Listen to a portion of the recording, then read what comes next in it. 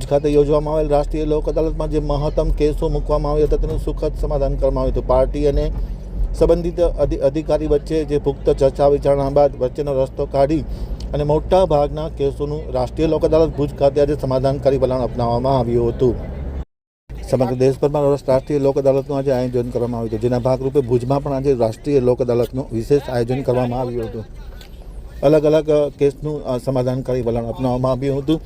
ભુજ ખાતે મેજિસ્ટ્રેટ અને ડિસ્ટ્રિક્ટ મેજિસ્ટ્રેટની ઉપસ્થિતિમાં દીપ પ્રાગટ્ય કરી અને રાષ્ટ્રીય લોક અદાલત ખુલ્લી મૂકવામાં આવી હતી, જેમાં અનેકવિધ પ્રકારના કેસો મૂકવામાં, જેમાં 138ના કેસ, જીબીના બિલના કેસો, બેંકની લોનના કેસો તથા અલગ અલગ કેસો મૂકવામાં આવ્યા હતા. સંબંધિત બેંકના અધિકારીઓ, પદાધિકારીઓ અને મેજિસ્ટ્રેટ તથા કોર્ટની શાખાના કર્મચારીઓ ખાસ ઉપસ્થિત હતા. તમામની ઉપસ્થિતિમાં આ રાષ્ટ્રીય લોક અદાલતમાં જે કેસ મૂકવામાં આવ્યા હતા તેની બંને પક્ષે દલીલ કરી અને વચ્ચેનો રસ્તો કાઢી સમાધાનકારી વલણ અપનાવવામાં આવ્યું હતું. મોટા ભાગના જે કેસો મૂકવામાં આવ્યા હતા રાષ્ટ્રીય લોક અદાલતમાં તેનું સુખદ સમાધાન કરવામાં આવ્યું છે અને આમ આ એ ભુજ ખાતે તથા અન્ય ખાતે યોજાયેલી લોક અદાલત સફળ રહેવા પામી હતી.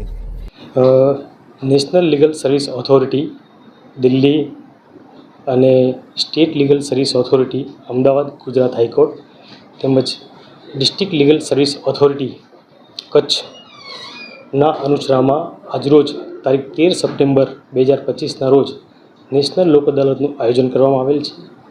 આ લોક અદાલત એ કચ્છ જિલ્લાની તમામ અદાલતોમાં આયોજન કરવામાં આવેલ છે અને તેના ચેરમેન શ્રી નામદાર મહિડા દિલીપ પીના માર્ગદર્શન હેઠળ કચ્છ જિલ્લાની તમામ અદાલતોમાં આજરોજ લોક અદાલતનું તેમજ સ્પેશિયલ સિટિંગનું આયોજન કરવામાં આવેલ છે.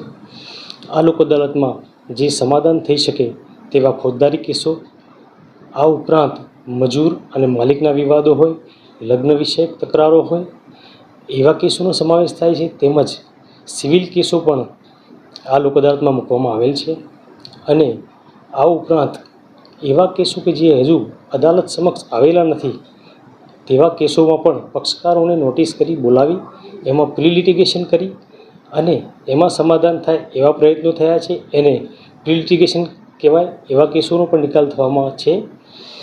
આ ઉપરાંત જે ઈ સેવા નેત્રમ જે મોટર વ્હીકલ એક્ટમાં એનસી કેસો હોય એવા કેસોનો પણ સમાવેશ થાય છે અને આજરોજની લોક અદાલતમાં કુલ 11,000 કેસો રિફર કરવામાં આવેલ છે અને જેમાં મહત્તમ કેસોનો નિકાલ થાય એવી આપણે અપેક્ષા રાખીએ છીએ. આજ હું એટલું પણ કહીશ કે આજરોજની લોક અદાલતમાં લોકોનો, પક્ષકારોનો ઘણો જ સપોર્ટ મળેલ છે અને એ બદલ હું એ તમામનો આભાર વ્યક્ત કરીશ. Thank you.